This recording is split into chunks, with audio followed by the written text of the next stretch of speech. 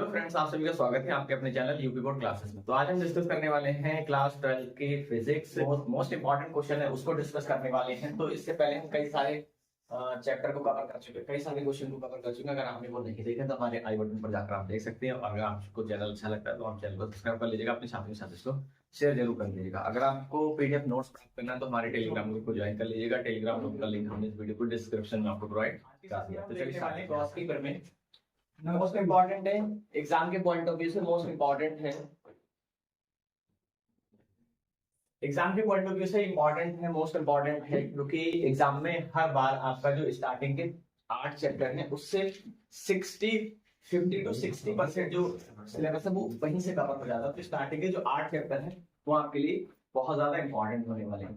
तो हम जो मोस्ट इंपॉर्टेंट उन्हीं में से कुछ एक टॉपिक है गॉस कीपर में, उसको आज डिस्कस कर रहे हैं। तो गॉस कीपर में आप जब भी कभी भी बनाएंगे तो पहले आप क्या करेंगे, गॉस कीपर में हेडिंग बनाकर एक छोटी सी इसकी डेफिनेशन लिखेंगे। आप क्या लिखेंगे, आप ये लिखेंगे कि किसी बंद पृष्ठ से गुजरने वाला वैद्युत फ्लक्स उस पृष्ठ के वैद्युतशीलता के 1/ε0 गुना होता है, क्योंकि जो एप्सिलॉन नॉट होता है वो वैद्युतशीलता होगी। तो आपकी जो गॉस की प्रमेय है वो होती है phi is equal to Q upon epsilon nought. तो आप ऐसे लिख सकते हैं कि अगर हम गॉस की प्रमेय की बात करें तो ये गॉस की प्रमेय phi is equal to Q upon epsilon not.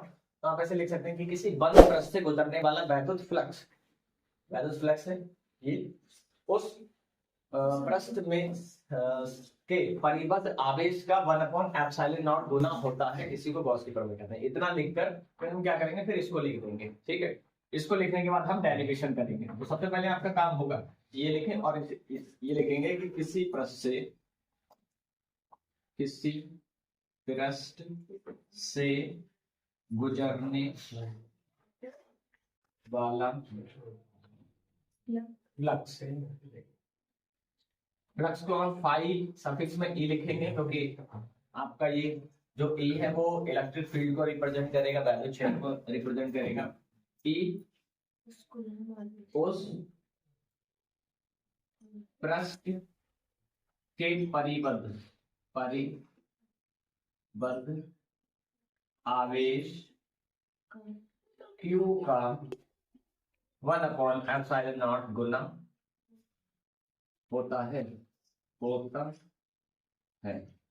अच्छा, एक चीज याद रखना, अगर एग्जाम में कभी कभार ऐसे डायरेक्ट क्वेश्चन ना पूछकर, डायरेक्ट गॉस कीपर में ना पूछकर वो डायरेक्टली ये वाला ये देता है, कहता है कि सिद्ध कीजिए कि किसी पृष्ठ से गुजरने वाला वैद्युत फ्लक्स फाई ऑफ ए उस पृष्ठ के परिबद्ध आवेश Q का 1/ε0 गुना होता है। तो इसको प्रूव करना होता है आपको। तो वो भी आपको एक तरह से गॉस की ही प्रमेय होगी, मतलब या तो इस तरह से वो दे देगा या फिर इस तरह से दे देगा। अगर घुमाकर देगा तो वो इस तरह से दे सकता है, लेकिन है दोनों गॉस की ही प्रमेय। उसके बाद इतना लिखकर आप क्या लिखेंगे, इसका फॉर्मूला लिखेंगे phi of E is equal to epsilon nought Q upon epsilon nought. इतना आपको प्रूव करना है। उसके बाद में आप लिखेंगे चित्र के बाद ये वाली जो डेफिनेशन है वो आप यहाँ लिख देंगे जस्ट इसके बाद। उसके बाद आप चित्र बनाएंगे और चित्र के बाद आप लिखेंगे कि माना, आप लिखेंगे चित्र के बाद माना एक पृष्ठ क्षेत्रफल का एक पृष्ठ लिया गया है जिसके अंदर एक बिंदु O स्थित है, या फिर ये लिख सकते हो कि जिसका अंदर का बिंदु या जिसका मध्य बिंदु O स्थित, जिसके अंदर मध्य बिंदु O स्थित है। इस O बिंदु पर प्लस क्यू कूलम आवेश एक समान रूप से स्थित है, या फिर ये कह सकते हो कि बिंदु O पर प्लस क्यू कूलम आवेश स्थित है। बिंदु O से r मीटर की दूरी पर एक अन्य बिंदु P स्थित है। P बिंदु के चारों ओर लघु क्षेत्रफल अवयव डेल्टा ए या डी ए कह सकते हो। ठीक है, डी ए का मतलब होता है डिफरेंस, किसका, एरिया का डिफरेंस, बहुत स्मॉल एरिया है ये। तो आप लिख सकते हैं कि बिंदु P के चारों ओर लघु अवयव खंड का क्षेत्रफल डी ए है। बिंदु P से वैद्युत क्षेत्र की तीव्रता बाहर की ओर है, और जो आपका लघु क्षेत्रफल अवयव है उसकी जो डिस्टेंस, जो डायरेक्शन है वो आपकी क्या है, थीटा कोण पर है, डी ए। ठीक है, और ये एन जो है, एन आपके नॉर्मल वेक्टर को रिप्रेजेंट करता है। किसको, नॉर्मल वेक्टर को। इसका मतलब होता है कि ये डायरेक्शन को शो कर रहा है। तो डेरिवेशन करने के लिए हम क्या करेंगे, सबसे पहले हम डेरिवेशन के लिए लिखेंगे या बिंदु P पर वैद्युत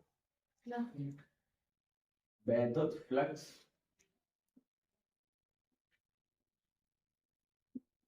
ज्ञात करना है। बिंदु बी पर वैद्युत फ्लक्स, बस इतना लिख लें। अब वैद्युत फ्लक्स क्या होगा, phi of E is equal to क्या होगा, ई, क्योंकि हमारे पास में यहाँ पर ई है और ए है, तो E dot D A vector और कॉस थीटा, क्योंकि यहाँ पर हमारे पास में क्या है, थीटा है। अब हम क्या करेंगे, हमको ए की वैल्यू पता होना चाहिए। किसकी वैल्यू हमको पता होना चाहिए, ए की वैल्यू।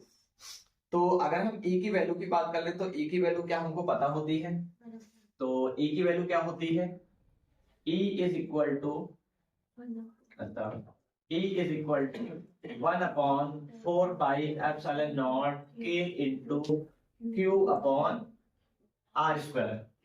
ये हमारे पास किसकी वैल्यू आ चुकी है, ए की। अब हम इस वैल्यू को कहां पर पुट कर देंगे, इस वैल्यू को इक्वेशन जो समीकरण 1 है उसमें हम क्या करेंगे, इसको पुट कर देंगे। तो ये वाली जो वैल्यू है उसको हम कहां पुट करेंगे, यहां पर पुट करेंगे।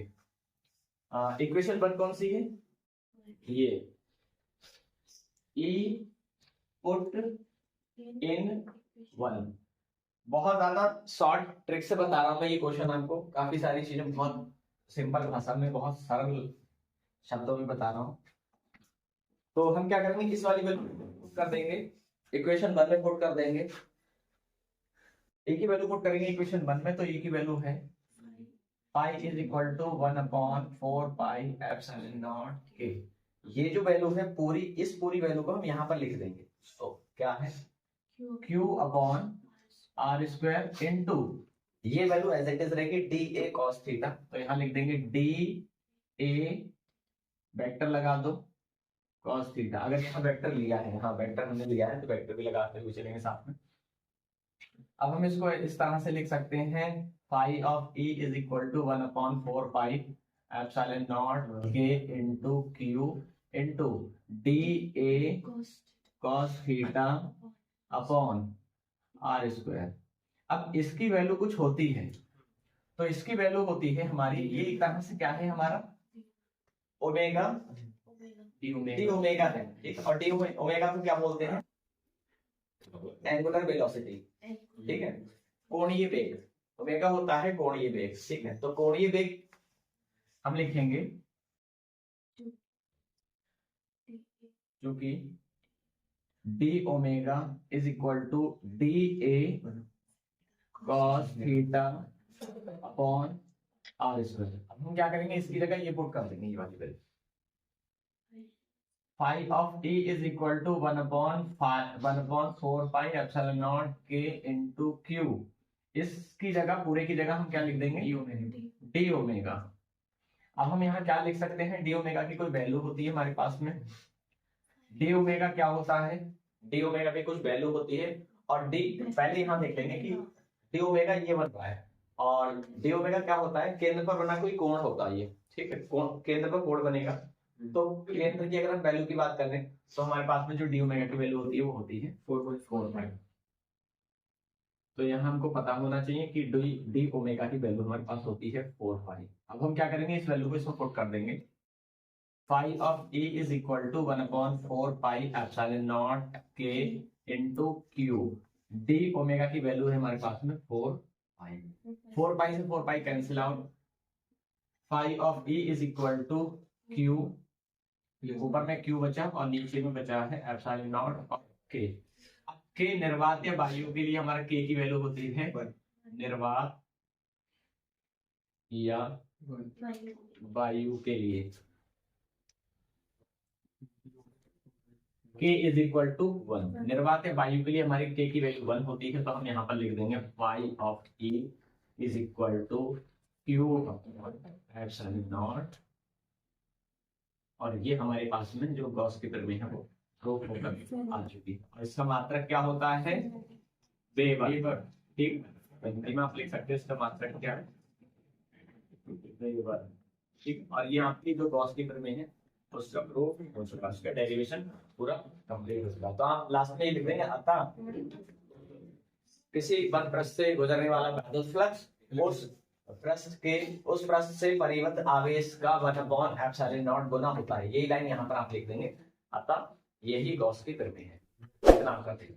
तो बच्चों अगर ये रियल में आपको अच्छा लगा होगा तो इसको लाइक कर दीजिएगा, और अगर आप चैनल पर पहली बार विजिट कर रहे हैं तो इसको सब्सक्राइब कर लीजिएगा, और अगर आपको इसका पीडीएफ प्राप्त करना है तो हमारी टेलीग्राम ग्रुप को ज्वाइन कर लीजिएगा। टेलीग्राम ग्रुप का लिंक हमने इस वीडियो के डिस्क्रिप्शन में आपको प्रोवाइड करा दिया। तो चलिए नेक्स्ट क्लास में मिलेंगे, तब तक के लिए bye bye, take care, thanks for watching.